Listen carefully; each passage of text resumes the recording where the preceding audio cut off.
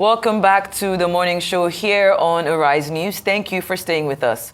With the midweek ruling of the Presidential Election Petitions Tribunal on Atiku Abubakar and Peter Obi's legal challenge against Bola Tinubu's pronouncement by INEC as winner of the last presidential election, there seems to be widespread belief that the major backlog to governance in this dispensation has finally been removed.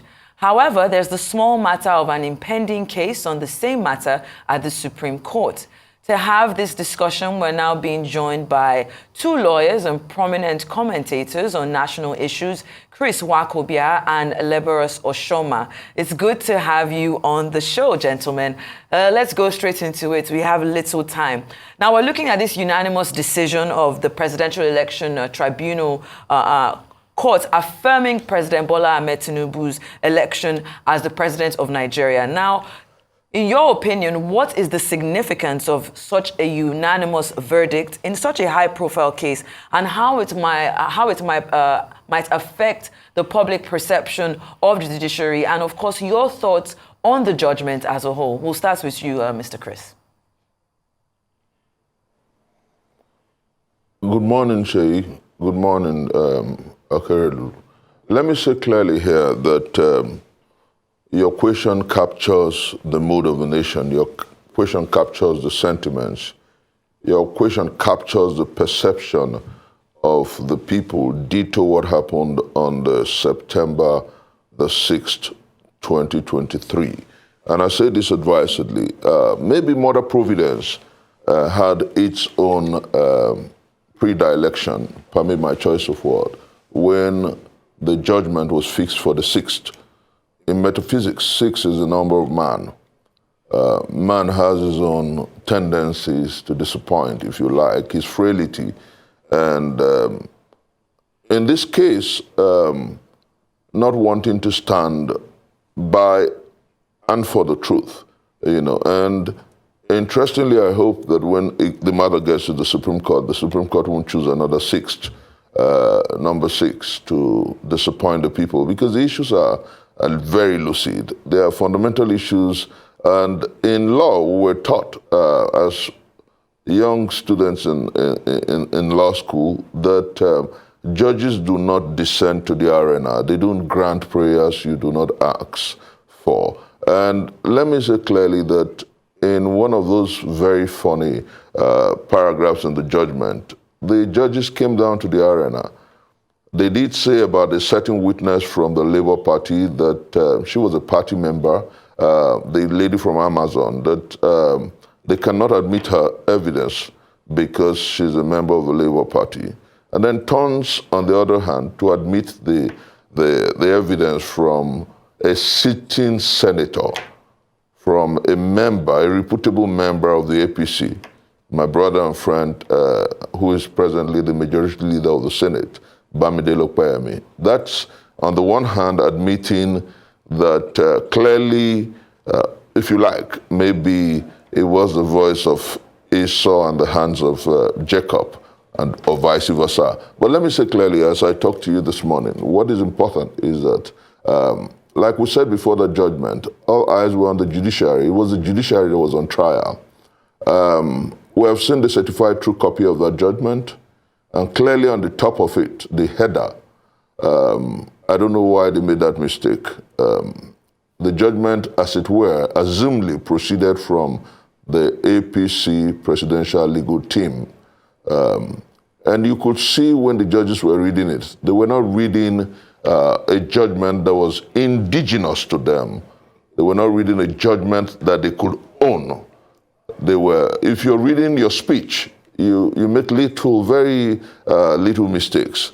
But when you're reading a prepared speech, a written speech, of course you could see it. Everybody who watched that, the longest, if you like, the longest judgment we've seen in our historicity, would understand that it was clearly about the puppet and the puppeteer. But I believe that what we're doing, this forensic, is actually interested in putting our democracy right, because congruent with democratic process is the transparency and the credibility of the electoral process. All right, let me turn my attention to Liborous.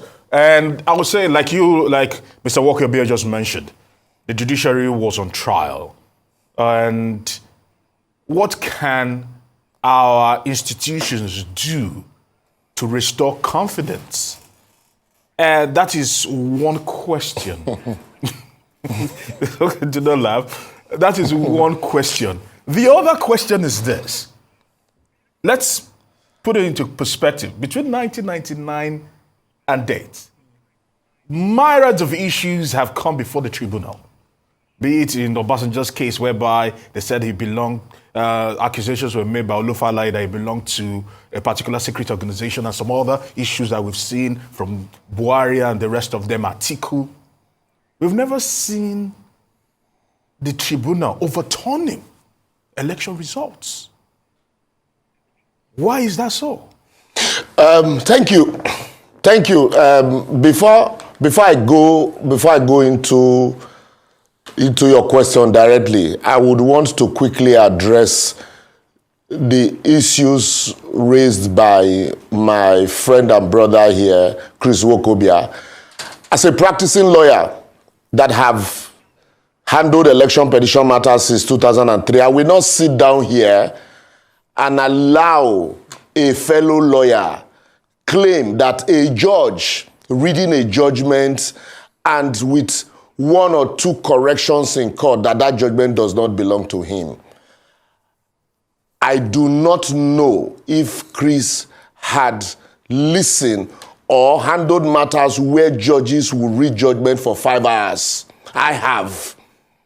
I also know, as a lawyer that handles election petition matters, that election petitions are not dealt with on the basis of sentiment, but on the basis of pleadings. Also, I will also say this, that everything the Court of Appeal said on the 6th on Wednesday is not novel to me, and is not novel to a lot of practitioners that have been involved in election petition. And like you rightly mentioned, the Court of Appeal and the Supreme Court in myriad of cases have said so much. So let us leave out sentiment from all of this and address as lawyers and look at the issues. Lastly, on the issues he raised, the courts, I've been reading the judgment, because even after listening to it, and I still take my time to read the entire gamut of the judgment, because what most lawyers do, they analyze judgment on the basis of newspaper reportage. We analyze judgment on the basis of law reporting. The court did not admit the testimony of the woman, not on the basis of the fact that she's a party member, but on the basis of the fact that she's coming as an expert witness that is coming to speak to a document that she did not produce as an expert.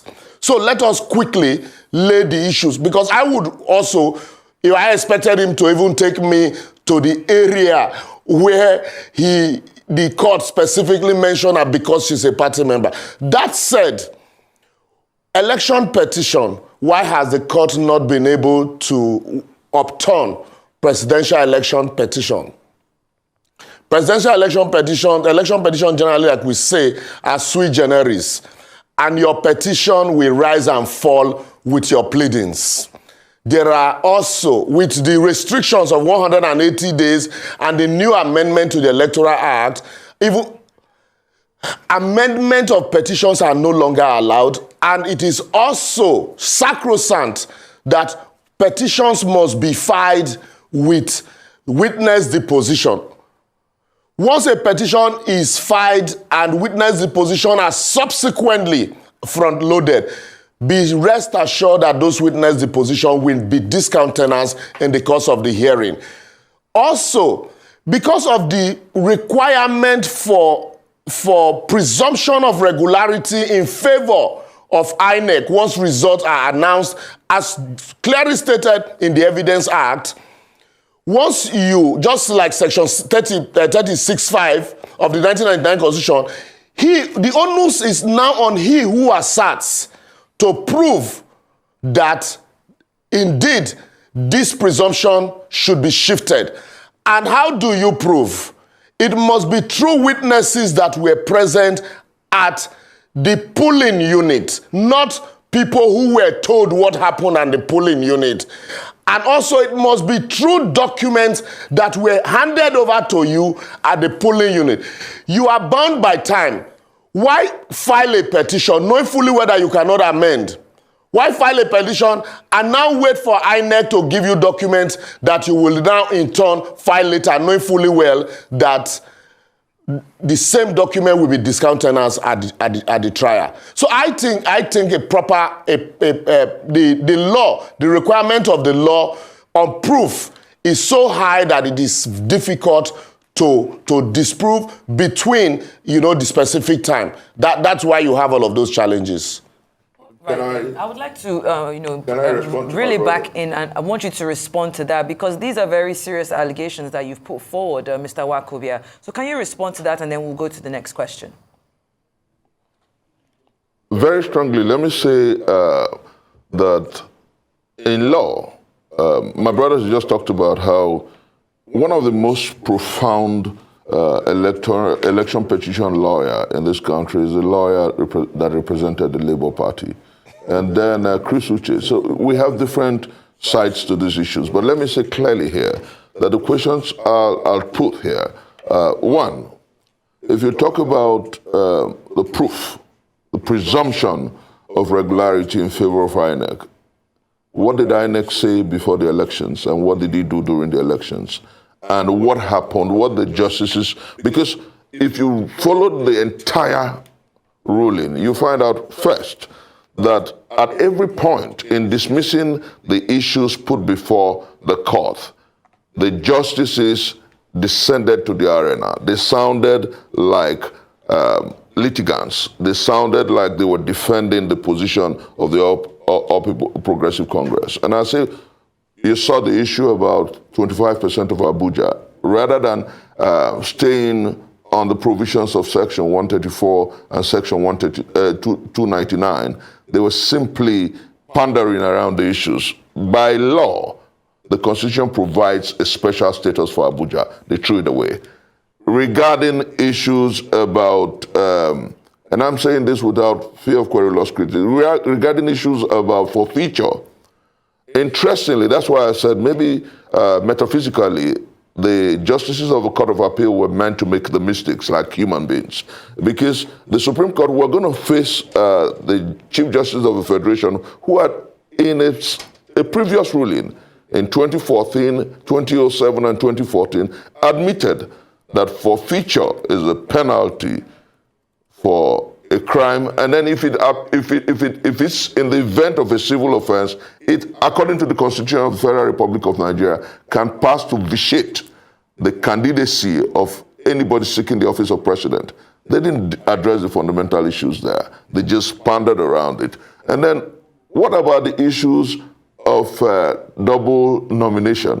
For a judge to say that Shetima's was inadvertent, that his double nomination was not deliberate, that was descending to the arena. Everything about that judgment, everything, and that's exactly why the candidate of the PDP said in no uncertain terms that what we had on the 6th of September was judgment, not justice. And then the candidate of the Labour Party said in no uncertain terms that we're going to the Supreme Court to address these fundamental issues. You don't sit down and say that because nobody has been removed by the court of law in a presidential petition that it cannot happen. What we're talking about is justice. What we're talking about is doing what is proper, right, and right. I do not think that insisting that the law should be followed strictly is pandering to emotions or sentiments. All right, Mr. The law is the law, and if you must follow the law, do so and interpret the Constitution and the Electoral Act. You don't do a 12 hours judgment ruling that is basically pandering to the whims and the caprices of the ruling party. You don't do that. I would like to come in, so sorry, Aaron, I would like to come in here because, fine, we've spoken about the judgment, but I also want to talk about the blunders, because we have 21 days, of course, for them to refile and go to the Supreme Court with the same evidence and with, what the judges were able to look at during this presidential election tribunal. And the court noted procedural blunders by the petitioners' legal teams, including failure to file witness statements on oath as required. The court also highlighted paragraphs of the petitions that were deemed vague and imprecise or generic. They also emphasized the lack of credible evidence presented by the petitioners and seeing how these errors impacted the outcome of the case. We're looking at the back end, where some senior lawyers have said that the justices did a thorough job to the extent that the representing parties were chided, even while the judgment was being read, for the inadequacies in their research to build their clients' cases. Now, are we looking at a situation where the opposition's petition was watery from the beginning, because what the judgment was based on the facts that they were able to look at? And if they're using that same those same witnesses and that same all of that, taking that to the Supreme Court. You don't sacrifice justice on the altar of technicalities, Chaito. You don't sacrifice, you don't sacrifice justice on the altar of technicalities, Chaito. And that was why the judges did. Okay, can we, gentlemen, if we can just take it one point at a time. All right then, let's go to Liborous. Yeah, so let me first and foremost say that my friend and brother here is not talking love or sentiment, really. With all due respect to him. The judges, thank God everybody listened to those judgments. For the discerning, like you have rightly identified, the judges pointed at, how do you read judgment? You will read the argument in the body of the pleadings, the facts in the body of the pleadings. You will bring out the argument in support of those pleadings. Then you read the pleadings in contradicting those averments in the petition, that's the averment of the respondent. And then you read also the argument in support, and then you draw a conclusion as laid down by the laws, not sentiment. So what we have here is a situation where, first and foremost, you say the lawyers that handled the matter, yes, we agree they are seasoned lawyers. The lawyers for the respondent also are seasoned lawyers. Lawyers, no matter how seasoned, one person must, at the end of the day, will win. So in this case, what transpired? What happened? Let's look at the averment one after the other, because I want to discuss law. I don't want to discuss sentiment. I don't want to talk about morals. You allege that you have agents in 170-something thousand polling units. You couldn't produce one to disprove or to prove the evidence that truly there were irregularity in at least one polling unit. On the issue of 25%, in 2005, the Court of Appeal and the Supreme Court in Obasanjo, if not for time, I would go straight to the dictum of the Kitobi GSC. If you permit me, I can read it for you. Held that there are no special status in as far as votes are concerned, and that all votes are equal. The Court of Appeal on Wednesday simply followed that dictum that had been laid down. And Section 299 of the Constitution also states that for the purpose of this Constitution, FCT shall be taken as a state. Allow me, please. And so, what the court simply did was to reiterate the position that had been stated by law.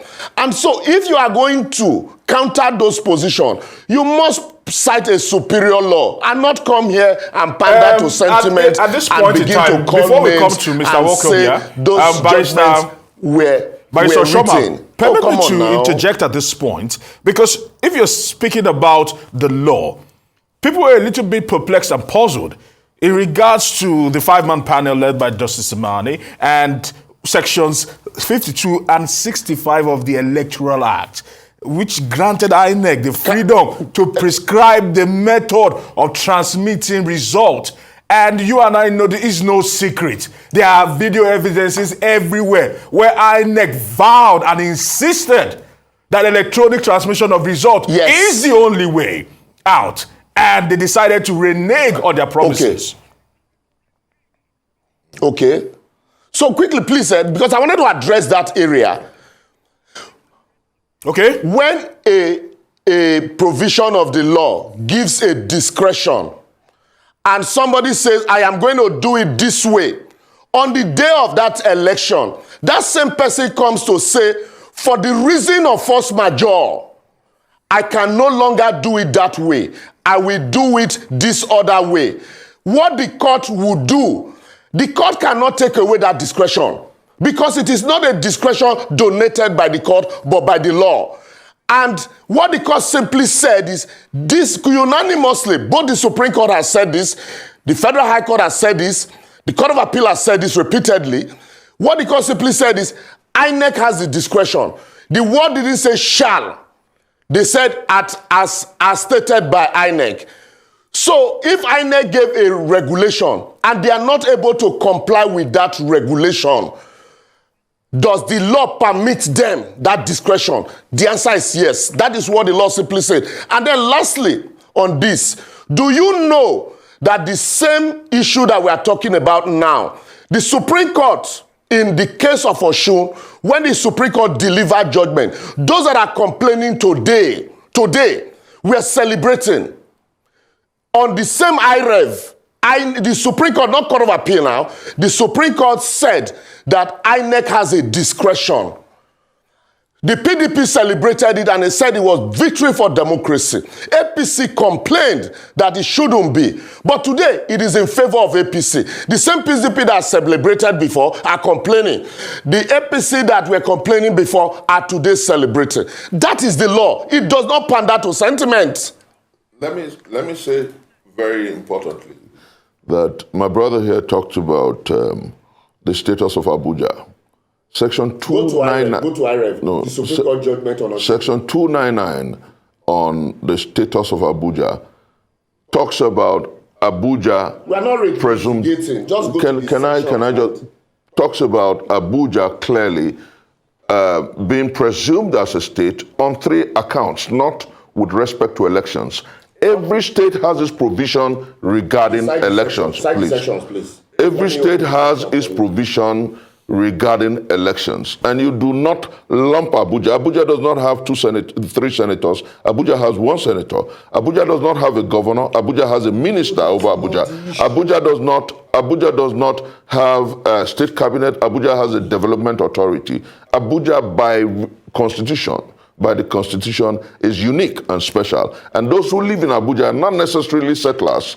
You have indigents and you have people from different places. So for those who, if you read, no, listen, I'm talking, I'll let you talk.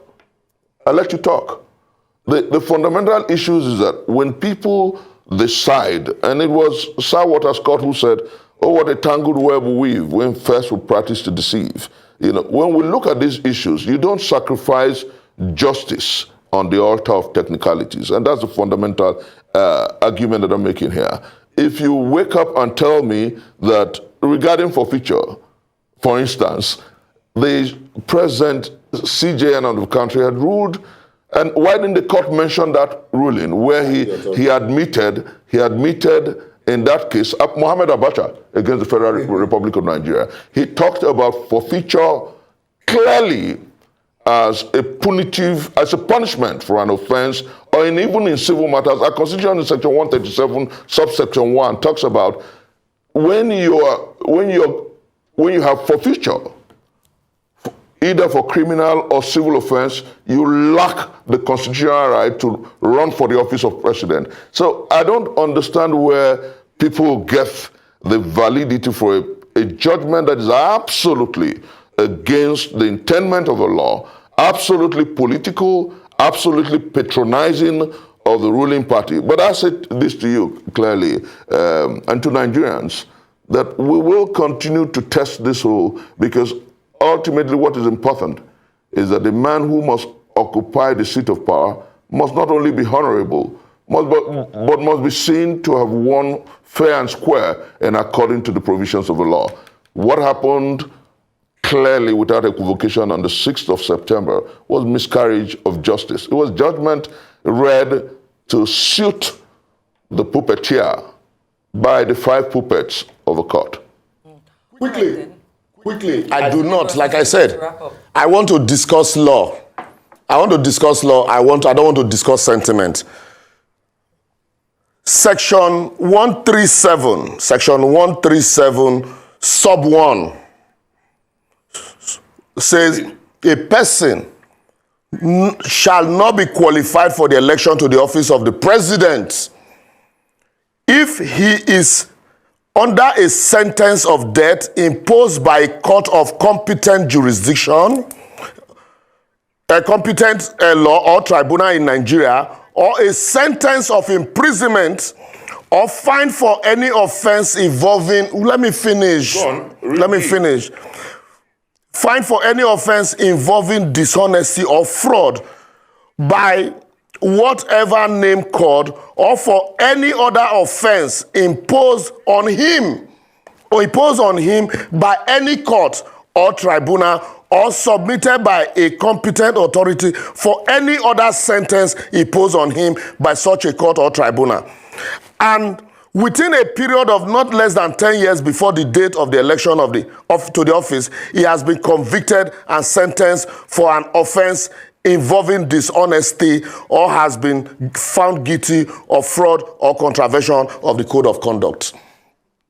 Then if you go to section 299, I will take the two of them together because of the time. Section 299 says, because you cannot be reading into election petitions cases what is not there. Read the dictum of Ariwola. I would have to interject. Section 299 says that for the purpose, quickly permit me, that for the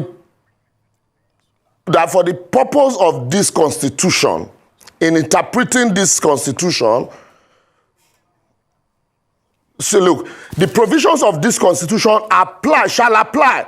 The word shall apply to the Federal Capital Territory, Abuja, as if it were, shall apply, as if it were one of the states of the federation